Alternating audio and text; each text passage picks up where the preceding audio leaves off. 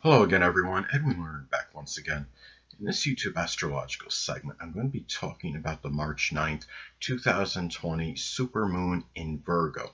Now, when you're talking about a general supermoon in astrology, it could be a little bit more amplified, more intense than a regular full moon. I don't think it's as intense, as powerful, or as powerful as a lunar eclipse, but may have a little bit more impact than the typical regular full moon. I mean, you're talking about a supermoon. It's generally you're talking about the closest proximity to Earth, in as far as the moon goes at this time, and again, maybe more intensified than a regular full moon, may have a little more powerful impact. Now, talking about the supermoon being in Virgo, it may affect and impact all collectively, but especially Virgo, someone that had people that are Virgo, Cancer, Sun, Moon, or Ascendant people, and especially if it's conjunct, as far as the Virgo goes, if it's conjunct one's Virgo, Sun, Moon, or Ascendant, this could have a very intense and powerful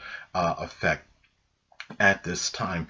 Now we're talking about full moons in general. This, of course, again being a little bit more amplified, perhaps in the typical full moon.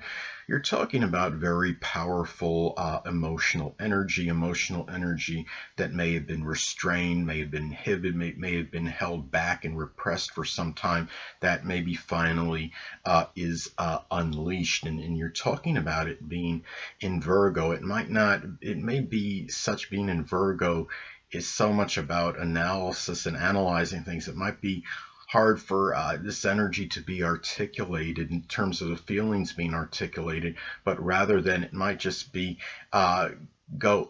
really unleashing a lot of criticism, angry criticism toward others at this time, and it's something that could have been held back and suppressed for a good period. Now, also, too, full moons and supermoons in astrology, they can be about the completion or culmination or end of something. And we're talking about um, being in Virgo. It may be something that might be a rather worrisome situation may come to an end. It could be some service one may have provided for others. Let's say if this is in the 11th house as an example, it may be service that one may have provided for some kind of friend or some organization or an acquaintance. This could have been, say in the eighth house, it could have been some astrological service or something with the occult or supernatural or something with insurance. Now, it could also be just a general work or employment situation may come to an end at this point in time, or even a health situation may be completed, whether it could be maybe a fitness regime or what have you, or whether there was some kind of illness that might come to an end. And a lot of this, of course, can be predicated and dependent on aspects that are made to points in the chart, such as a sextile trine to the natal Jupiter can be more auspicious for some kind of health-related situation to come to a completion or close at this time. If this person was suffering from some debilitation, it could be something where some analysis, something that somebody may have analyzed almost to death, figuratively speaking, might come to an end, and they've come to their conclusion finally on something. And keep in mind the fact that this is a super moon as opposed to regular full moon. The events in situations may be a little bit more critical, no pun intended, being in Virgo,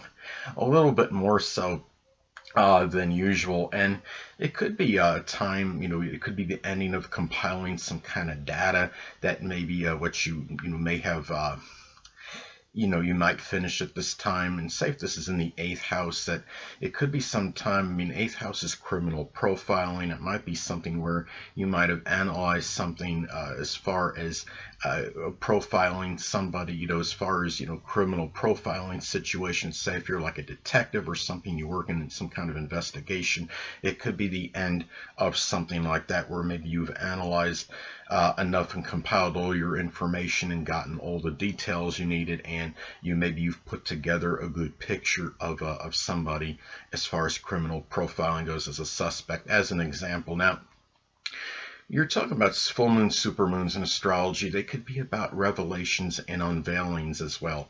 Now, in some cases, could this be maybe some kind of hypochondriac thing comes out that maybe somebody had held back for some time, or some germophobic situation? Now, it might not be referred to as germophobia anymore, but whatever it is, that is the proper term for it now, is what I'm referring to. It could be a frugal or parsimonious situation may come out. You might find out at this time that somebody that maybe you knew or held close to you, might be a little bit more frugal, cheaper than you originally anticipated. It could be something where somebody might have been hoarding a lot of money and because they just didn't want to spend it, and maybe you weren't aware of it at this time. It could be something where it could be a misery crime could sometimes come out. I mean, Virgo can be connected with crimes of misery. Say if this is in the eighth house, the eighth house can be connected with crime. Something where, such as like panhandling, as an example, or loitering, something that has to do with an impoverished situation somebody may be in. It could also be, in some cases, it could be a health-related situation, may be unveiled, may come out at this time. And since we're talking about the supermoon in astrology, it might be something a little bit more serious than the typical full moon. I mean, if you have say you had a full moon in Virgo, and say this fell in your first or your sixth house in your natal chart, it might be some issue where you might feel like some kind of digestive, mild digestive situation, or maybe a little tight, little sharp pain where the spleen is located. But when you're talking about a supermoon, it might be a little bit more of an injury. It may not be something maybe as catastrophic as like if you had the lunar eclipse, but it could be something a little bit more like serious, like more of like an injury that might be sustained for a somewhat protracted period, but nothing that is maybe as critical as in contrast to what the lunar eclipse might bring on average. Now, it could be something too, and especially say if you have this in the sixth house and it's in conjunct your ascendant, it's making an adverse aspect, say, to your natal sun. That can increase the propensity for some health-related issue. It could be Virgo-related at this time, could be unveiled or might come out. So now, full supermoons in astrology can also be associated with what one may become tired, full, and exasperated of. Now, given that this is Virgo, this could be something that might be maybe a person that might be overly pedantic or overly persnickety. It could be a frugal, parsimonious situation that maybe you finally became tired, exasperated, full of, so to speak. Say if this falls in the eighth house, it could be somebody that you were in a shared resources situation with. It could be tired of somebody being overly critical, judgmental, exacting. It could also be a time where you might just simply get tired of somebody's incessant fault-finding ways at this time as well. Somebody that might be overly verbose, and again, going back to the pedantic thing, somebody that's using too many words to describe things and taking forever maybe to get to the point in what they're saying.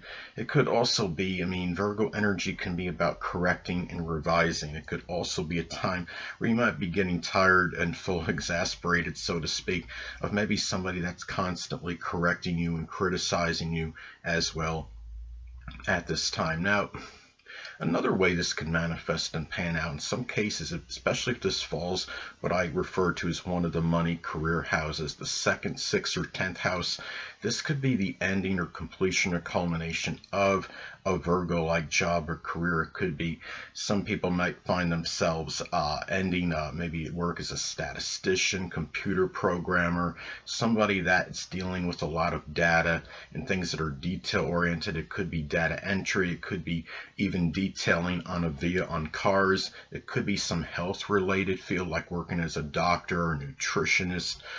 It could be somebody working as a systems analyst or even a veterinarian as well.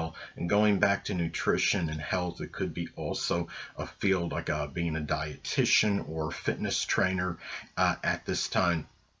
as well. Now, in some cases, like say if this falls in the ninth house in one's natal chart, it could be the ending, completion, or culmination of a Virgo higher education course, such as completing a course, again, being completing a course for nutrition, or working as a dietitian, or anything that could be Virgo related, computer programming course. Hold on a moment, people.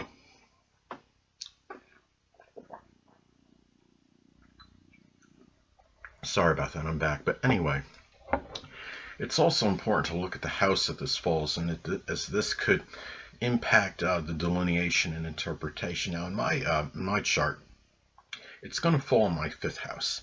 Now, I mean, it's interesting. Of course, this could manifest in a multitude of ways, but one way it might pan out, it could be a declaration, so to speak, or unveiling of my maybe a very critical declaration of my personal popularity, and maybe the fact that it's important to look at the aspects it makes, as well as that could impact the interpretation. It's also going to conjunct my natal Pluto, so it could indicate that I'm making this this declaration, so to speak, this unveiling of my personal popularity, lack of it, or maybe the fact that it's been obliterated, the fact that it's conjunct Pluto, and really and really being very critical about it as well, and really and it might be tied in, since it's Virgo energy, to being too particular, or it just could be a revelation that I make to myself, that I become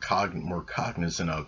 And also my love life as well, is that maybe my love, it's about finding out, becoming about awareness of, in my case, maybe my love life has been obliterated and destroyed because I've been overly particular. The fact that it's intercepted, it also makes it more taxing, more exasperating, giving more tension. It's maybe makes it a little bit harder to really understand those reasons as well, I think. So again, and it's a long conjunction to my natal Pluto anyway. But anyway, it's also important to look at the aspects it makes to points in the chart, as this could impact the interpretation and delineation. Now, mine is going to make a long conjunction to my natal, again, going back to my natal Pluto. I described that already, but it's also going to trine my Taurus ascendant. So on a positive note, this could manifest perhaps in finding that blending in that Taurus ascendant, that latent energy, because the ascendant can be connected with the vitality and the energy, the late Taurus ascendant latent energy, to finish something Virgo related that I found very, as far as some kind of something that was maybe intellectual, analytical amusement or enjoyment, since we're talking about Virgo energy in the fifth house. And maybe the fact that it conjuncts Pluto, maybe something astrological as well. Some astrological project could come to a completion or culmination at this time. I'm not going to stop doing videos at this time, so don't worry about that, faithful fans out there, loyal, steadfast fans. So anyway, now also too, it's important to look at the degree as well, because I think this could impact the delineation as well. This is going to fall at 19 degrees Virgo. Now, given that you're talking about Sabian symbols, this could be in some cases connected with somebody, people maybe finishing up, since we're talking about the full moon, supermoon, a completion of something innovative, an innovation to change what one may be accustomed to doing at this time. And you're going to, and it's something that could be health related. It's interesting because I found out, did some research on the internet, there's going to be some kind of, it's called HIM, SS2O Global Conference and Exhibition in Orlando, Florida, and it starts on March 9th, 2020 and ends on March 13th, 2020. March 9th, of course, is the supermoon in Virgo, and I believe there are going to be things that are health related, that could be about innovative health related matters. So I think it's very interesting that falls at this time. On that date, the beginning of that global conference begins on March 9th, 2020. Now, also, too, as far as Sabian symbols go, this could also be about global global traversing globally, so to speak, may be imprudent, and that discretion might really be called for. And as many of you know, we're going through this crisis right now with the coronavirus, and this is going to fall in the ninth house in the United States chart, going with the Sag rising chart, which I do believe I give. That is the one I favor anyway. Others might like the some other natal charts for the United States, but I like the one with the Sagittarius rising, which again would make this fall in the ninth house of global of traveling abroad, global traveling at this time. So it wouldn't surprise me that there might be a believe there's already some travel restrictions that the United States are implementing, but I wouldn't be surprised it'll be really expanded at this time and really increased because of the coronavirus threat in the other countries. As many of you may know, there's about 50 countries now that actually have cases of the coronavirus. So anyway, now another thing too, it's also important to look at the electional aspects this makes, as this could impact the delineation and interpretation. This is going to trine Jupiter in Capricorn, this supermoon in Virgo. So in some cases, this could just be like ending something that could be Virgo related, but done with very expanded structure and discipline and consistency. Capricorn can be about structures, I would say buildings as well. So it could also be very fortuitous as somebody is completing some kind of business related project connected with a building, with architecture, or it can be something that could be completed with a lot of Virgo detail oriented energy, being very punctilious with details. Also, too, other electional transits may be intensified as well, because they're going to transpire. Anything that transits that transpire at the time of the supermoon can be intensified because they're happening at the same time as it. You're going to have the sun making a pretty close conjunction to Neptune in Pisces at this time. Now, in some cases, this could be, you're talking about, I thought it's interesting that there's speculation with the coronavirus that it may be contracted through the eyes. There's a lot of people that refute this because I don't believe there's irrefutable evidence of this, but it wouldn't surprise me at this time that something might come out where we're actually where people are giving more validity, more credence to that possibility, at least because the sun rules either the left or the right eye depending on gender, and Neptune of course can be about diseases. Pisces can be very nebulous, unclear things, but it could also be about diseases that can't be eradicated, that are not curable. And remember that the coronavirus, as of right now, can't be eradicated through a vaccine. So anyway, also too, transits to the natal chart are important as well at this time, because they could be intensified and amplified given that they're taking place at the time of the supermoon. Now, transit Jupiter in Capricorn is going to oppose my natal Mars in Cancer at this time. It's going to make a fairly tight opposition, so I need to be careful of distorted, emotional, acrimonious communications at this time, overreactions, because my Mars in Cancer does fall in my third house of communications, and I might be something where I might be dealing maybe with some very religious people. Being you're talking about Jupiter and Capricorn in the ninth in transit, maybe very religious people that have very intransigent Capricorn-like philosophies and beliefs, and of course the beliefs, philosophies is the ninth house, and that might oppose maybe what could be considered my occult energy being put into these occult communications, which could include astrology, and that's what I do. So anyway, and also too, I think what's interesting is that we're going to have Saturn at this time is going to be very close to the 29th degree of Capricorn.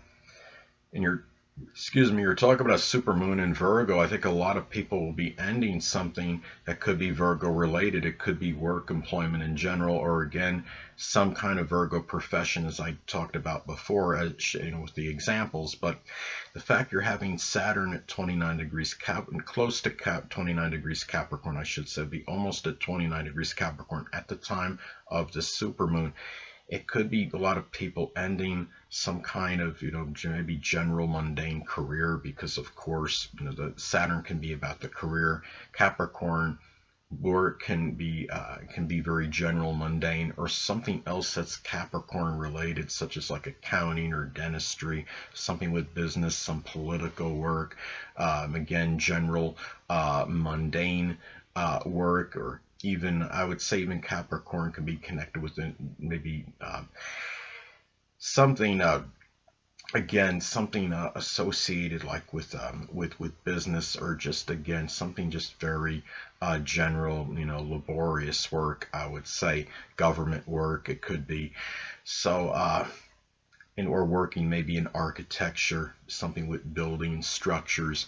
Now, and the fact is that we're in a near transition period at this time, that it's going to be going, Saturn and Capricorn will be transitioning shortly afterwards into Aquarius. So I could see really where this supermoon, the way this could impact a lot of people. A lot of people might be ending some kind of work, some employment, and enough is enough. And I'm going to maybe at some point might actually branch out to the Saturn and Aquarius type, Aquarius type career, because Saturn, of course, could be connected with the career, and its Saturn will be in Aquarius later on in the month. So it could be something where somebody branches out to some career connected with electronics or computers or information technology, innovation. It might be something where somebody just desires more freedom and independence in their career, and don't want some authority figure hovering over them. So those are some ways that could, and something with information technology, something Aquarius related. So anyway, people, that'll conclude this YouTube astrological segment. Until next time, people, Edwin Learnard saying stay well.